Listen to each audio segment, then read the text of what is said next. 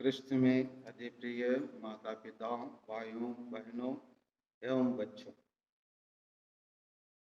आज के सुसमाचार में हमें बहुत कुछ सीखने के लिए मिलता है। सबसे पहले हमें यही जानकारी मिलता है कि हमें अधिक ईश्वर के बारे में जानने के सौभाग्य मिला है, क्योंकि हम लोग सुने हैं कि बहुत सारे बातों को ईश्वर किससे छिपा कर रखा है? ज्ञानियों से छिपा कर रखकर किसको प्रकट करने के लिए उन्होंने रखा है? मेरे जनों को, मेरे बच्चों के लिए। कौन है वो? हम लोग। देखिए, सुसमाचार के जानकारी ना अदानी के मिला, ना अंबानी के मिला, हम लोगों को मिला है। और हमें समाज शेड्यूल ट्राइब्स कहते हैं, हमें ब्राह्मण नहीं कहता है, ऊंचे जात के लोग नहीं कहलाए जाते हैं। हम ऊंचे वर्ग में शासनकर्ता के लोग में हमें गिनती भी नहीं किए जाते, परंतु ईश्वर अपने स्वर्ग राज्य के ज्ञान हमें प्रदान करता है, और इसे प्रदान करने के वो तैयार होने के कारण वो हम सबों को अपने प्रिय पुत्र पुत्रियां होने का सौभाग्य दिया। ये कितनी अजीब बात है। हमें ईश्वर अपने पुत्र पुत्रियों के रूप में बुलाया और योग्य समझा। और हम ये बातों कुछ जो प्रभु यीशु आज बता रहे हैं कि प्रभु यीशु इन बातों को फरीसी और शास्त्रियों के समक्ष रखे थे, लेकिन उन लोग अपने अहंकार के कारण, उन लोग अपने स्वार्थ के कारण, उन लोग समझने लगे हमसे कोई बड़े नहीं हो सकता है, हमारे पास सब कुछ ज्ञान है। और इसीलिए प्रभु मसीह जो ज्ञान प्रदान करता है उसी को ग्रहण करने के लिए उन लोग तैयार नहीं थे। उन लोग उसका अस्वीकार कर दिए। इसीलिए प्रभु यीशु बताते हैं कि इसी ईश्वर ने मुझे ऐसे शक्ति दिया कि मैं इसी जानकारी, अपने जानकारी वही लोगों को प्रदान करूं जिसको पिता ईश्वर ने शुरू से ये तैयार करके रखे।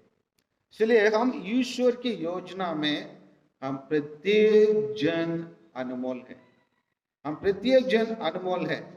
और इसीलिए सेंट पौलुस कहते हैं कि प्रभु पौलुस कोरिन्थियों के लिखा हुआ पत्र अध्याय 1 को लीजिए, पहला पत्र अध्याय 1 और पद संख्या 24 को थोड़ा पढ़िए कि हमें क्या मिला है, क्या जानकारी पिता ईश्वर हमें किसके द्वारा प्रदान करता है, उसी को थोड़ा जाने। हमें क्या ज्ञान मिला है?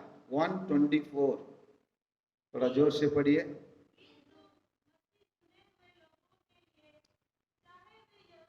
हाँ, चुने हुए लोगों के लिए, चाहे वो यहूदी हो या यूनानी, ईश्वर का सामर्थ्य, हाँ, ईश्वर की सामर्थ्य और ईश्वर की प्रज्ञा कौन है? प्रभु मसीह है। और उनको ईश्वर की शक्ति और ईश्वर की प्रज्ञा को प्रकट करता है प्रभु मसीह के द्वारा। प्रभु मसीह वास्तव में कौन है? ईश्वर का शक्ति है, ईश्वर का प्रज्ञा है। ज्ञान और प्रज्ञा में कौन बड़ा है? ज्ञान है या प्रज्ञा? प्रज्ञा बड़ा है। समझ में आ रहे हैं ना? प्रज्ञा बड़ा है। प्रज्ञा कैसे पड़ा है? तो उदाहरण के लिए हम ले सकते हैं, जैसे मैं पहले भी बताया, आप लोग इसी दो चीज में कौन सा चीज अपनाएंगे? जैसे एक व्यक्ति निर्जन प्रदेश में जा रहा है, उसको बहुत प्यास लग रहा है, तो प्यास लगने के टाइम पर वो जाके एक पेड़ के नीचे खड़ा है।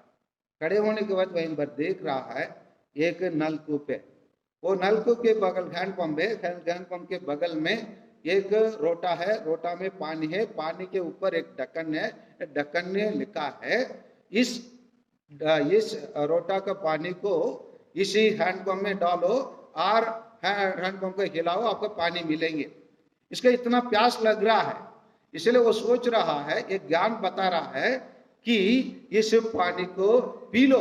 क्या पता पानी आ रहा है नहीं आ रहा है, और इसलिए वो सोच रहा है, ज्ञान बता रहा है, अरे अपने जीवन को बचाओ। लेकिन प्रज्ञा बता रहा है, अगर मैं इस पानी को पी लिया, अगर उसी में जो लिखा है वो वास्तव में सच हो, तो मेरे जैसे जो लोग आएंगे इसी रास्ते पर, उन लोगों के लिए पानी नहीं मिलेंगे। अब मैं पानी को वहीं पर डाल दिया, मैं अपने लिए पी लिया, तो मेरे अंदर चले जाएंगे, उसके बाद पानी की व्यवस्था नहीं हो पाएंगे। वहां पर ज्ञान प्रज्ञा काम करता है।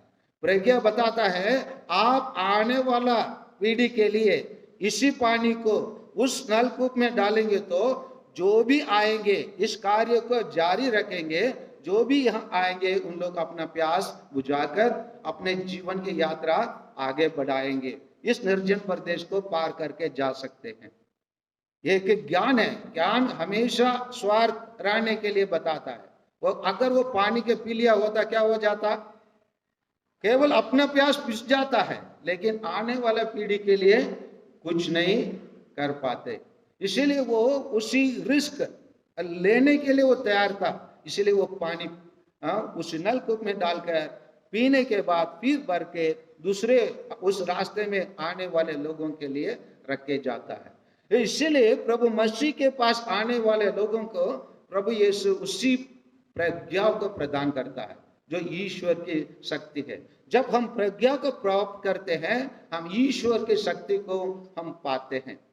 आगे प्रभु यीशु बताते हैं, आज के सुसमाचार के अनुसार अध्याय 11:29 को थोड़ा पढ़िए। प्रभु यीशु क्या बताते हैं? मत्ती के सुसमाचार अध्याय 11 पद संख्या 29 को पढ़िए। और उसके 28 से शुरू कीजिए। धक्के मानते और बोझ से दबे हुए लोगों, तुम लोग सब मेरे पास आओ, मैं तुम्हें विश्राम दूंगा।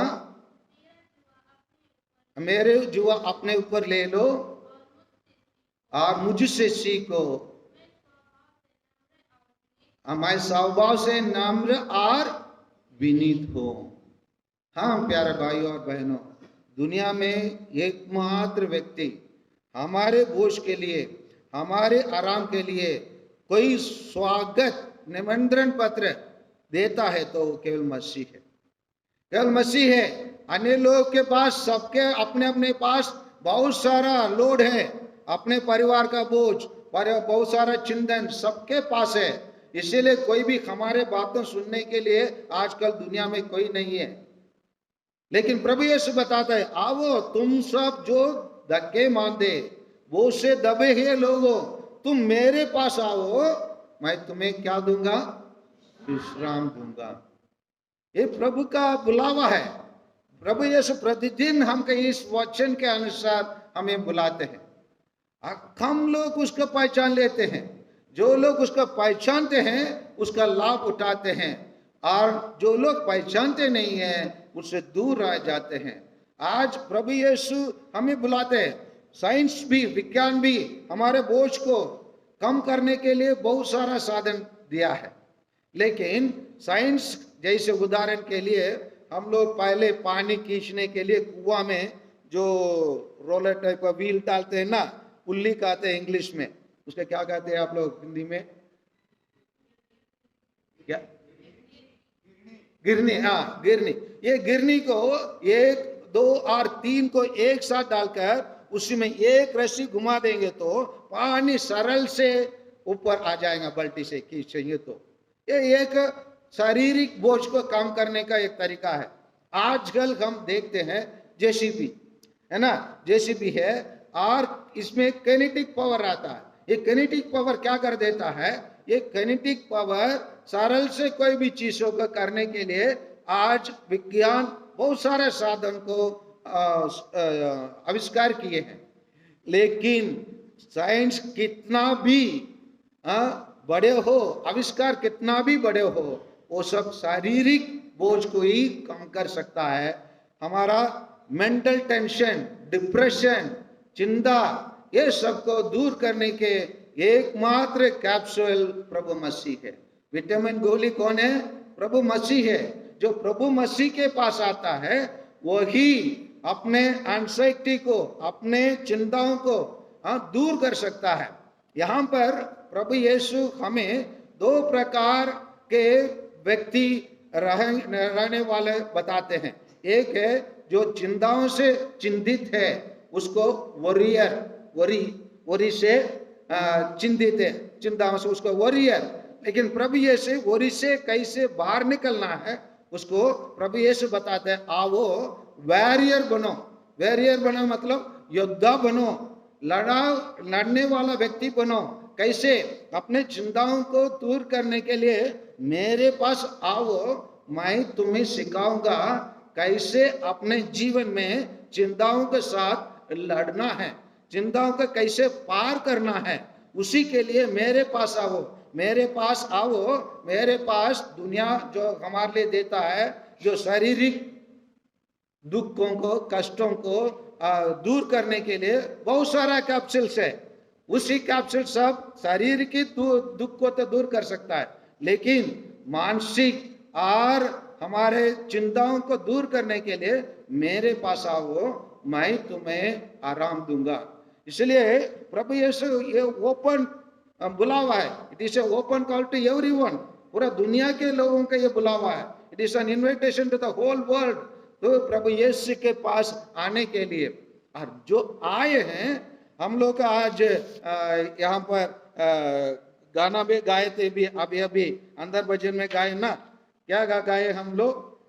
जीवन जल मौके याद है, क्या क्या कहते हैं, क्या क्या समान है, मधुर काके भूख नहीं लगेगा, और पानी पीकर प्यास नहीं लगेगा, और क्या है, आएगा कर सामने मेरे मन की रोज साफ कर दिया जाएगा। So this is what Jesus is telling. मेरे पास आने से ये सब चीज हमें मिलेंगे।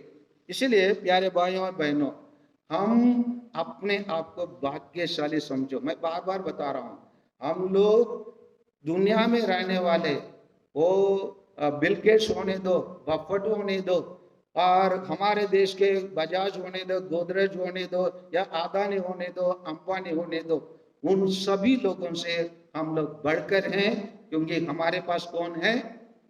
यीशु मसीह है। यीशु मसीह हमारे पास होने के कारण हमें चिंता होने की कोई जरूरत नहीं है।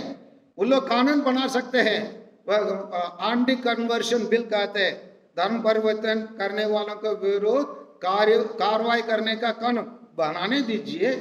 हमारे लोगों को आरक्षण से हटाने के लिए डीलिस्टिंग का कानून बनाने दीजिए। अभी उन लोग पूरा दिमाग लगा रहे हैं कि यूनिफॉर्म सिविल कोड बनाने के लिए। यूनिफॉर्म सिविल कोड का क्या कहेंगे हिंदी में? सामान्य नागरिक कानून। सामान्य नागरिक कानून बना रहे हैं, बनाने दीजिए। लोग दुनिया की सृष्टि नहीं की है। वो लोग कभी सूर्य को जो पूर्व से उदय होता है, पश्चिम में उदय होने का काम लोग कभी नहीं कर सकते, है ना। हम लोग बोलते हैं दुनिया बदल गया, दुनिया कभी नहीं बदला। अगर दुनिया बदला है तो हाथ से खाना खाने के पहले हम पैर से खाना शुरू कर देते। हम हाथ से ही खाना खाते, खाना का मुंह में डालते, कान में नहीं डालते। बोलते हैं लोग बदलाव लाने के लिए हम बहुत कुछ कर सकते हैं, वो लोग कुछ भी नहीं कर सकते हैं। अगर हम प्रभु मसीह के शक्ति को हम सही रूप से समझ लेते, प्रभु मसीह वास्तव में कौन है हम जान लेते। इसीलिए सेंट पौलुस और बढ़िया से बताता है, रोमियो को लिखा हुआ पत्र अध्याय 8:31 को पढ़ लीजिए। इस वचन के साथ हम लोग आज का मनन चिंतन को हम लोग समाप्त करेंगे। पढ़िए, रोमियो को लिखा हुआ पत्र अध्याय 8 पद संख्या 8:31।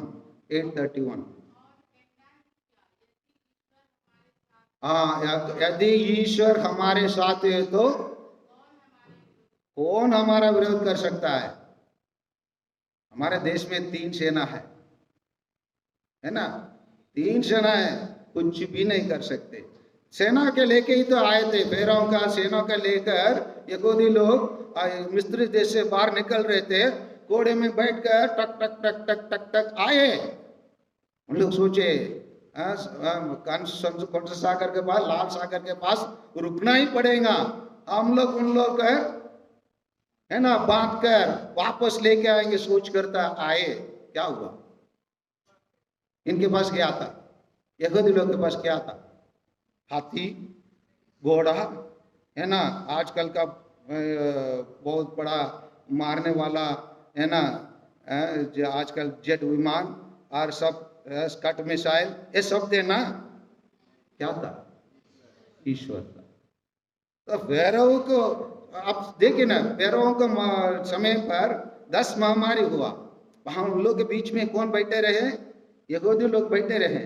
कोई एक बीमारी महामारी कोई एक यहूदी लोगों को हुआ नहीं हुआ। क्यों नहीं हुआ? क्योंकि उनके साथ कौन थे? ईश्वर थे। इसलिए अगर हम विश्वास करें हमारे साथ ईश्वर है तो कोई भी कानून बनाने दीजिए। जब उन लोग से ये कानून बना रहे थे, ईश्वर ने क्या किया? बेवकूफ, आज मैं कोरोना भेज रहा हूं, रातों रात कोशिश करेंगे एक दूसरों के घर से नहीं जा सकते। हुआ नहीं हुआ? हुआ। हमारा ईश्वर जीवित है, वो हमें देखभाल करने वाला ईश्वर है, वो शक्तिशाली ईश्वर है। वो उसके सामने दुनिया के कोई भी ज्ञान, कोई भी प्रज्ञा कुछ भी नहीं है।